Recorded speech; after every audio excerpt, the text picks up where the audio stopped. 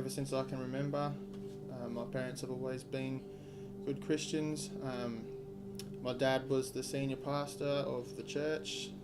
So I always grew up in a good household. I had good role models, good parents. But when I got to probably the age of 14, I moved to a state school, and then that's sort of where things started going downhill. I knew the right from wrong, but I just chose to fit in with the crowd. After I left school, things sort of got worse. I moved in with some people. So they weren't bad people, but they just didn't have any idea of who Christ was, and I was already fitting in with the crowd, so I just jumped in with the crowd again rather than doing what I knew was right. And that's sort of how I lived my life for a few years. I always felt God telling me to go back to church, like in my heart. I could feel him saying go back, but I always felt guilty, and I sort of felt like I was going to be judged and that I was ashamed. I had too much shame on my life to go back to church because people knew that I was the senior pastor's kid. I just thought there's no way I could go back to church if people know what I've been up to.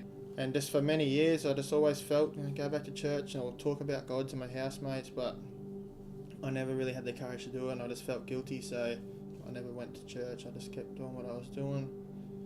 And it was getting a pretty bad stage. Work, drink, fight. One day, my mum was preaching at church. I wasn't going to go. She asked all us kids to go for our first time preaching. I really felt like strongly in my heart that God was saying, just go back to church.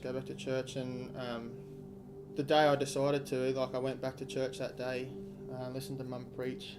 I didn't really feel any shame in my life. No one was judging me. They all asked me how I've been and, telling me it's good to see me and stuff like that. I actually met my wife that day. It's the day that I listened and actually obeyed God, even though it took me 2 years of denying him. It revolutionised my life, just flipped it around and gave me a new perspective on things.